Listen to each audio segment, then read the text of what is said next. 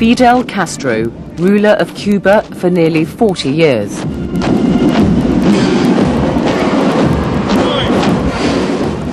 He's taken Cuba from a small, insignificant Caribbean state about the size of Ireland to one of the best-known nations of the Third World. El país sería conquistado, jamás el pueblo dejaría de luchar. When you meet Fidel Castro, the first thing probably that impresses you is that he is a big man, tall and bulky, and he has a great big beard. He speaks wonderfully. He has that overused word charisma. He really does. Also, he's very frightening.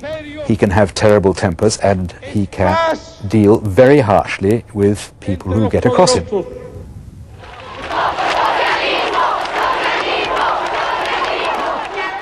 Fidel Castro has survived longer than any other political leader of his generation.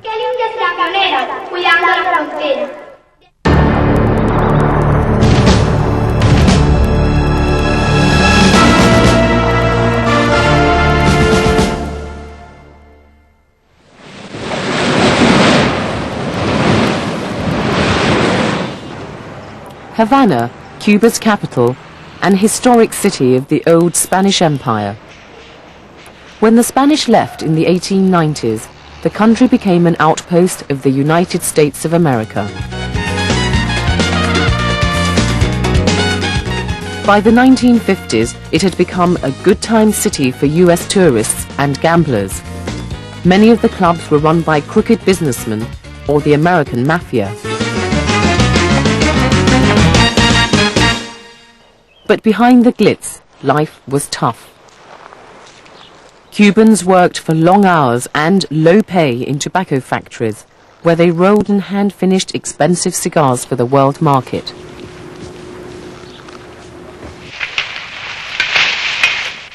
Many of them had run away from the poverty of the countryside, where the only work was on tobacco and sugar plantations, seasonal work, which was never enough to keep a family fed and clothed.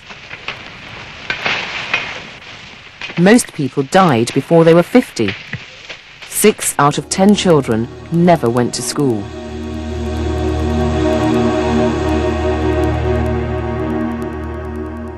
Fidel Castro was born on a sugar plantation in 1926. His family were exceptional. His father had made money and bought land. The young Castro had a comfortable middle-class upbringing, though he would later claim the poverty around him influenced his outlook. So too did life in Havana, where he went to university in 1945 and came face to face with the city's violence and corruption.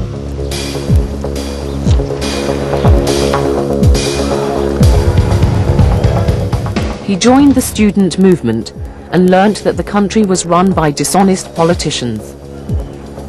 Political opponents were routinely beaten up, even assassinated. Castro became a student activist, campaigned against political corruption, and learnt to give as good as he got.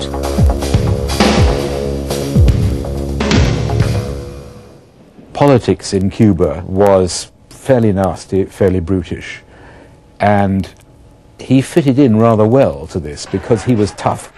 He was very active in student politics, and student politics in Havana at that time was rough and was violent.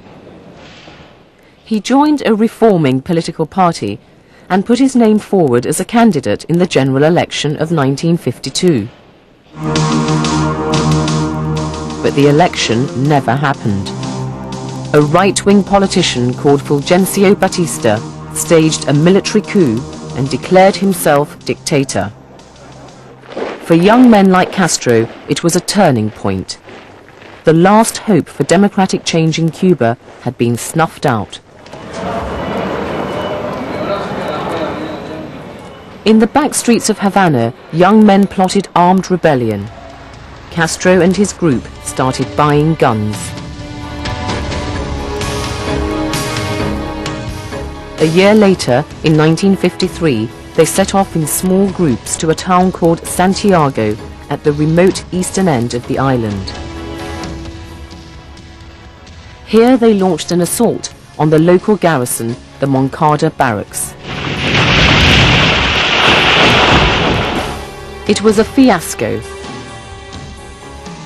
More than half the group died.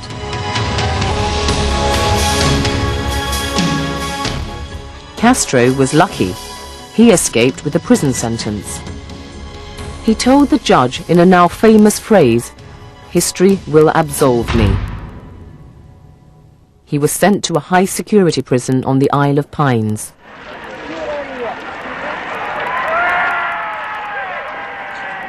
"19 months later, as part of a general amnesty, he was released, more determined than ever to overthrow the dictator Batista. He went to Mexico to regroup. 2 years later, in 1956, he was back. 82 revolutionaries packed into a small boat called Granma and headed across the Gulf of Mexico to a remote beach on the southeastern tip of Cuba. The plan was to land secretly and stir up the local population, but almost everything went wrong. They landed in the wrong place and had to wade ashore through a mangrove swamp. They were betrayed by a local peasant and attacked by a military patrol. 63 were killed. Castro, once again, was lucky to survive. He beat a retreat with the tattered remains of his forces to the security of the Sierra Maestra Mountains. Here they regrouped and planned further raids on Batista's forces.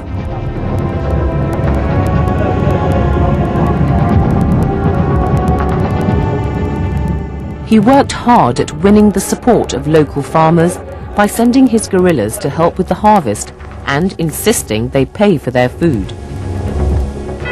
Soldiers in Cuba had never behaved like this before.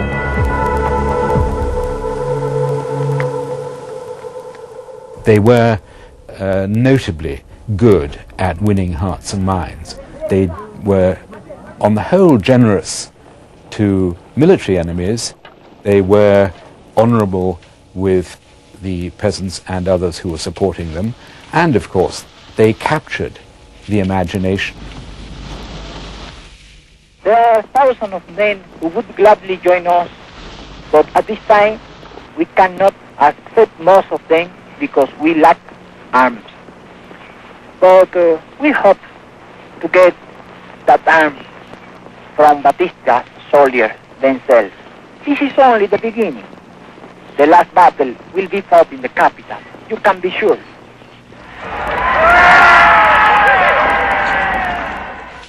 Batista sent his elite regiments to flush out the guerrillas. Castro's forces set traps for them and then melted into the jungle.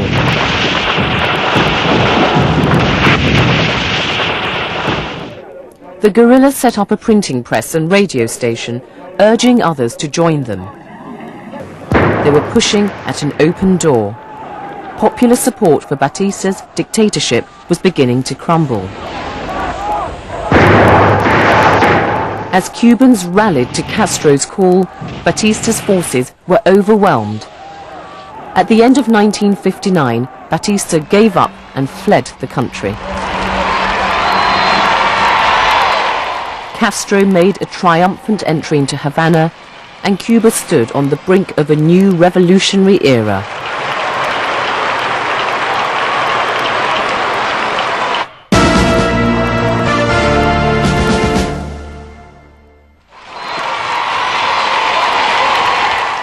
The revolution received overwhelming popular backing. Supporters of the old regime were rounded up, and there were a series of show trials. Several hundred people were executed, but Castro protested he was not a new dictator. We are not afraid to be submitted to the public opinion judge, because surely we are fulfilling our duty as patients, as human and as democratic men. And I want that the newsmen come to Cuba. That is the best way of proving that Cuba is, at this minute, the most democratic and free country of the world. The new government introduced a crash program of construction and education. Viva Cuba Libre, viva el 25. Over the next 10 years, Cuba was to build more than 7,000 schools and treble the number of hospitals. The Cuban people became one of the best educated and healthy in the developing world. Viva Cuba Libre! Viva! But the West, particularly the United States, worried that Castro's social program would conflict with American economic interests on the island. Their fears were confirmed when Cuba nationalized the large US oil companies. America worried the nationalizations would spread, and the CIA, the American Secret Service, plotted Castro's downfall. The efforts by the United States to assassinate Castro in 1,001 different ways were enormous. Amongst other things, they involved organizing the Second Coming of Christ, whereby a submarine would land a CIA agent dressed as Christ on the shore one early morning after having spread the word that Castro was an antichrist. And he would then go around organizing support for the overthrow of Castro, while the submarine would emerge out of the water just across the horizon, shooting star shells in the sky to create this sort of magical effect. The attack never happened, but others did. In 1961, America backed an invasion by a small force of embittered Cuban exiles. They landed at a beach called the Bay of Pigs. Castro took command of the defense and inflicted an embarrassing defeat on the American-backed forces. It was a huge boost to Cuban pride. But the incident had severely shaken Castro's confidence. Fearful he might not survive the next invasion, he turned to the Soviet Union for help.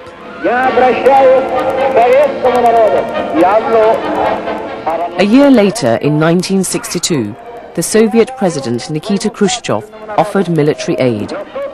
It wasn't long before US spy planes overflying Cuba discovered exactly what this meant. Soviet aid had included nuclear missiles capable of devastating North America. The US President John Kennedy threatened retaliation. It shall be the policy of this nation to regard any nuclear missile launched from Cuba against any nation in the Western Hemisphere as an attack by the Soviet Union on the United States, requiring a full retaliatory response upon the Soviet Union. The US sent the Navy to surround Cuba.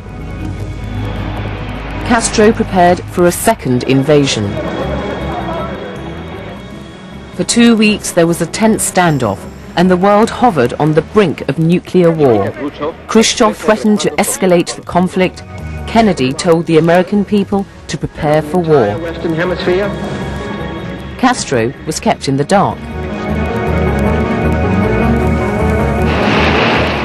US planes shadowed a Soviet ship carrying yet more missiles to Cuba. The world was closer to nuclear war than it had ever been before. Finally, at the last moment, Khrushchev backed down and ordered the ship home. The world sighed with relief. America, by now thoroughly worried about Cuba, imposed a total ban on trade with the island. Castro turned once again to the Soviet Union for help and told his people to stand up to what he called American imperialism.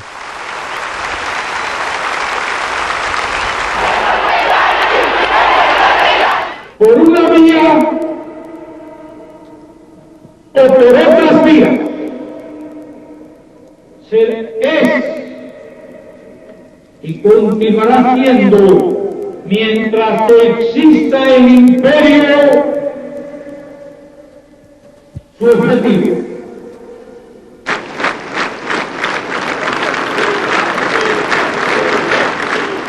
Throughout the 1970s, Castro took on American influence in the Third World wherever he found it. Cuba sent thousands of troops to support like-minded governments in Africa and Asia in an extraordinary gesture of Third World solidarity, which was to turn the country into a major force in the developing world. But it couldn't last. Cuba's economy, already squeezed by the American trade ban, was failing. By the 1980s, there were serious economic problems. Castro toured the country trying to sort them out.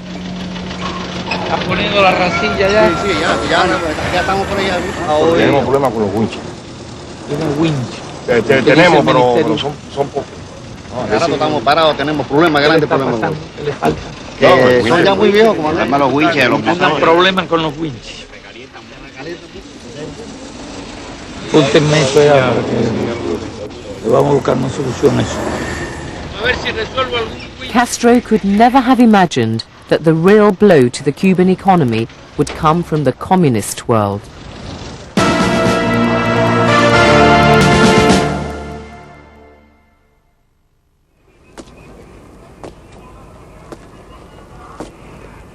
In 1991, there was a political earthquake. Communism collapsed in Europe and then in the Soviet Union. The Cuban economy, totally dependent on Soviet aid and technology, crashed. Cuba had nowhere else to sell its sugar and tobacco, and no other source of vital raw materials like oil. Petrol became scarce and then dried up. On the farms, oxen replaced tractors because there was no diesel. Cars lay idle. Poverty and hunger, once wiped out by the revolution, have returned to haunt the people.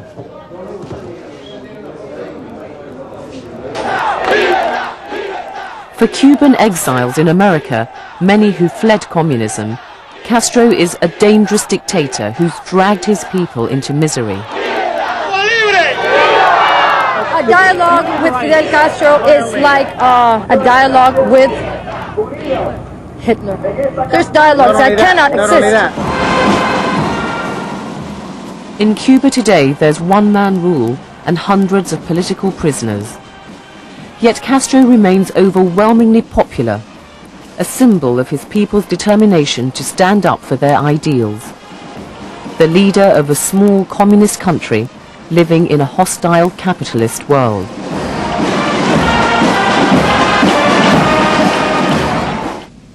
Hacia donde dirige todos sus ataques, todos sus esfuerzos, es Cuba.